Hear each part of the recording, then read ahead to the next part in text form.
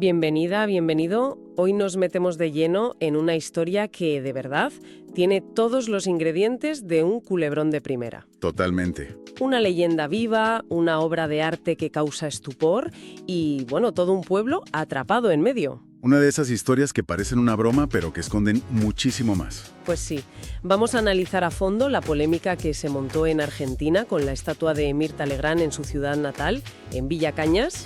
Es que es un caso que bajo esa capa de anécdota casi cómica, esconde un debate fascinante sobre de quién es la imagen de una persona. Exacto. O sea, ¿es de la propia persona, del artista que la interpreta? Sí. ¿O del público que la consume? Esa es la gran pregunta que sobrevuela todo esto. Y lo bueno es que no vamos a especular porque nuestra fuente principal nos mete de lleno en el meollo del asunto. Ah, eso es lo mejor. Tenemos una entrevista televisiva con el intendente de la ciudad, Norberto Gysi, que es el hombre que está en el centro de todo este huracán. Exacto. Es tener un asiento de primera fila. Nuestra misión aquí es desmenuzar las distintas capas, ¿no? Eso es. Por un lado, la furia de una diva que literalmente no se reconoce en su propio homenaje. Y por otro, el dilema de un político local que se debate entre el respeto a su ciudadana más ilustre y, bueno, el filón turístico en que se ha convertido la estatua. Pues vamos a ello, porque aquí hay tela que cortar. La pregunta de fondo es potente.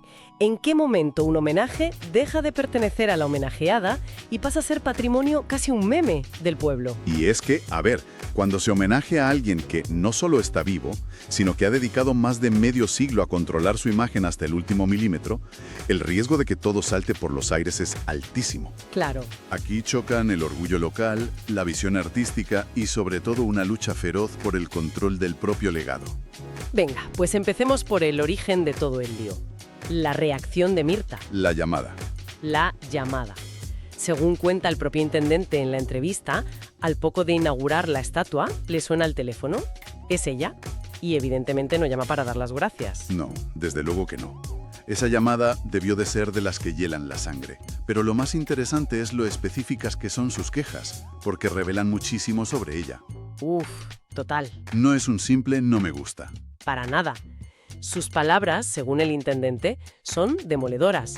La considera horrible, sin más. Pero luego baja al detalle. Y aquí es donde la cosa se pone casi surrealista. Es que es buenísimo. Suelta una frase lapidaria. Ni los dientes son míos. Pero lo que a mí me parece absolutamente genial y que define al personaje es su crítica al calzado. Cito: yo jamás uso sandalias con los dedos al aire. Hay que pararse en ese detalle. El de las sandalias. Es que es maravilloso. No es solo una crítica estética, es una defensa a ultranza de su marca personal, construida meticulosamente durante décadas. Totalmente. Cada elemento, desde la sonrisa perenne hasta los zapatos que elige, es parte de un código, de una identidad que ella ha pulido hasta el extremo. Claro. La estatua, para ella, no es un homenaje fallido, es una traición a esa imagen. Es una distorsión. Es que ella es su propia obra de arte y de repente llega un escultor y le hace una versión que no autoriza. Exacto. Encima, para rizar el rizo, el intendente cuenta que ante la queja intentaron arreglarla, la retocaron. Así, el retoque. ¿Y el resultado? Pues según Mirta, fue aún peor. Su veredicto fue: lo retocaron y lo dejaron peor. La crónica de un desastre anunciado. Totalmente. Y esto que comentas conecta directamente con la idea del control. Mirta Legrand es el epítome de una figura pública que ha manejado su carrera y su imagen con una disciplina férrea. Absolutamente. Y de repente se encuentra con que su propia efigie, su representación en metal, es interpretada y exhibida públicamente sin su visto bueno. Para ella, esto no es un problema de vanidad, es una pérdida de control sobre su propio relato. Le han expropiado su ícono. Tal cual. Claro, y en medio de este choque entre la diva y su reflejo metálico tenemos al otro gran protagonista, el intendente Norberto Gysi, el hombre que tiene que gestionar este marrón. Vaya papelón. Y por lo que cuenta, no es un desconocido para Mirta, ¿eh? Tienen una relación cercana, hablan por WhatsApp, se llaman. Lo que hace que su posición sea todavía más complicada.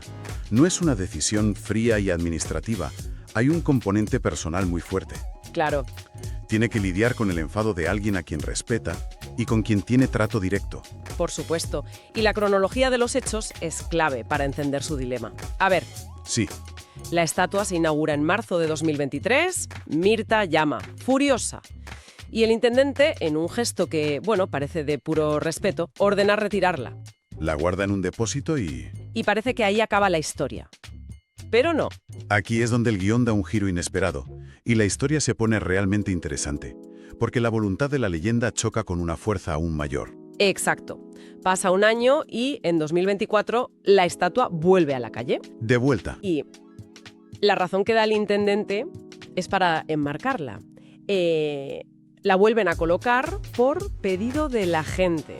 Ojo, no solo de los vecinos de Villacañas, sino de los turistas. ¿De los turistas? Sí, de los turistas que llegaban al pueblo y su primera pregunta era: ¿dónde está la famosa estatua fea de Mirta? Increíble.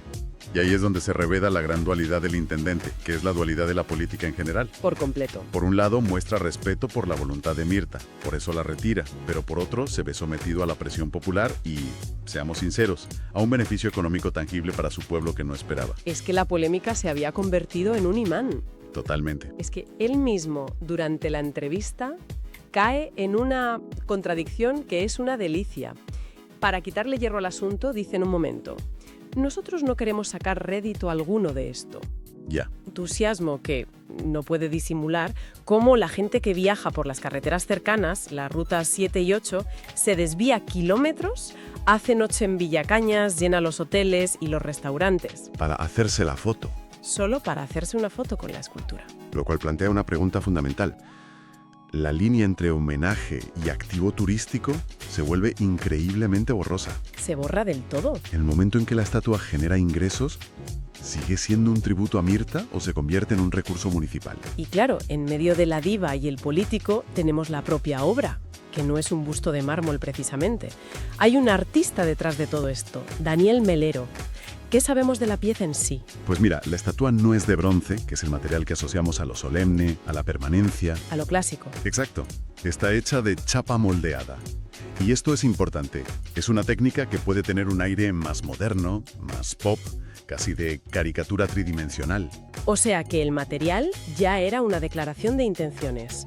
Quizás el propio medio ya predisponía un resultado que una figura tan clásica como Mirta podría considerar poco digno. Claro. Y el artista, Daniel Melero, por lo visto es un escultor de Córdoba especializado en personajes populares argentinos. Sí, es conocido por eso. Lo que él y el intendente defienden es que esta no es una foto, es su impresión artística de Mirta. Y esa es la defensa clásica del arte. El artista tiene derecho a su interpretación. Pero claro, esto nos mete de lleno en un debate eterno. A ver.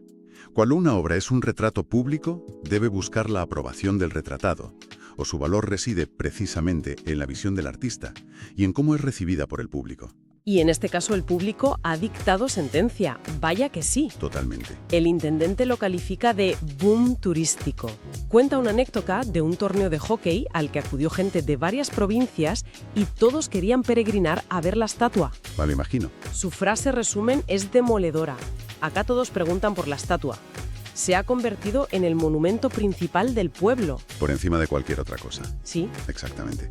Y si a la visión del artista y al interés turístico le sumamos el sentimiento del pueblo, la ecuación se complica todavía más. Se vuelve imposible. Para la gente de Villacañas, según se desprende de la entrevista, tener esa estatua es un honor. Es el símbolo de su hija pródiga. Claro. En ese preciso instante, la obra deja de pertenecerle a Mirta o al artista.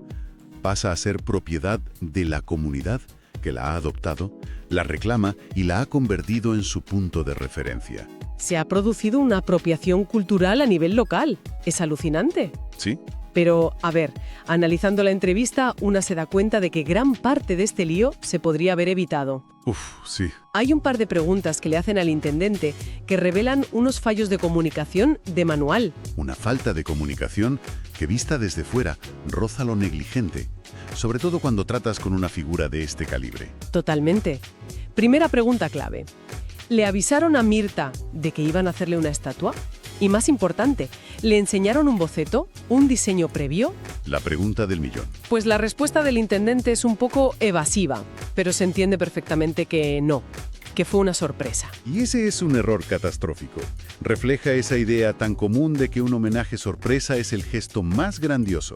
Pero cuando te enfrentas a alguien que ha pasado 70 años construyendo su propia imagen, Una sorpresa no autorizada no es un regalo. Es una amenaza. Es un ataque a su obra vital, que es ella misma. Una simple llamada, un boceto enviado por WhatsApp, podría haber evitado todo. Es que es de sentido común. Y luego está la segunda pregunta, que es casi cómica por lo absurda. La de las sandalias. Claro, si Mirta dijo públicamente, por activa y por pasiva, que el detalle de las sandalias era un error garrafal, ¿por qué cuando las retocaron no le cambiaron los zapatos, que era lo más fácil? Para esto el intendente ya no tiene respuesta. No sabe qué decir. Son esos pequeños detalles los que demuestran una desconexión total, o una falta de atención que acabó echando más leña al fuego. Sugiere que quizás no se tomaron sus quejas completamente en serio. O que no entendieron que para ella el calzado era tan importante como el rostro. Exacto. Pero es que la historia tiene un giro final que lo pone todo en perspectiva. Hay un tema paralelo que sale en la entrevista que es muy revelador. La casa natal de Mirta. Ah, sí. La casa de verdad, donde creció. Resulta que el edificio está muy deteriorado En mal estado. y la propia Mirta le pidió personalmente al intendente que, por favor, no la enseñaran en ese estado lamentable. Lo cual añade una capa de ironía tremenda a toda la historia. Mientras se debate sobre la imagen idealizada de Meta, el legado real y tangible se cae a pedazos. Es que lo más fuerte es por qué el ayuntamiento no ha comprado la casa para hacer un museo que sería el homenaje definitivo y real. ¿Y por qué no? Según el intendente, es porque los dueños actuales piden por ella lo que no vale, un precio desorbitado. Y ahí está el gran dilema. Y esa es la ironía definitiva que eleva este caso de anécdota a metáfora social. Totalmente. Mientras todo un pueblo debate acaloradamente sobre una estatua de chapa, que es un símbolo, una representación, el patrimonio histórico de verdad, la casa donde empezó todo, que al parecer aún conserva muebles originales de la familia, se está perdiendo. Se está perdiendo por una simple disputa económica. Es una locura. Demuestra una desconexión brutal entre el símbolo y la sustancia. Parece que como sociedad preferimos el símbolo fácil, el ícono rápidamente consumible y fotografiable, aunque sea polémico, antes que la historia real. Que es más compleja. Mucho más compleja, más cara de mantener y probablemente menos instagrameable. La estatua es un atajo, la casa es el camino largo. Y hemos elegido el atajo. Menudo resumen. Entonces, al final de todo esto, lo que tenemos es un choque de trenes fascinante. Sin duda. La imagen personal de una leyenda que quiere controlarlo todo, la libertad de un artista, el orgullo de un pueblo y, por supuesto, el dinero del turismo. Exacto. La estatua de Mirta Legrand ha trascendido su condición de objeto para convertirse en un campo de batalla simbólico. Es el epicentro donde colisionan todas estas fuerzas. La identidad personal contra la identidad colectiva. Y la decisión final del intendente, al menos por ahora, es no dar marcha atrás. Se mantiene firme. Insiste en que no la va a retirar porque lo está pidiendo la gente.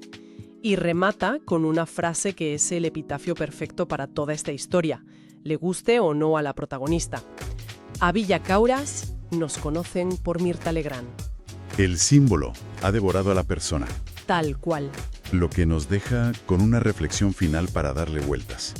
Cuando un homenaje a una persona viva acaba generando más beneficios e interés para una comunidad que orgullo y satisfacción para la propia homenajeada, ¿a quién pertenece realmente esa imagen pública?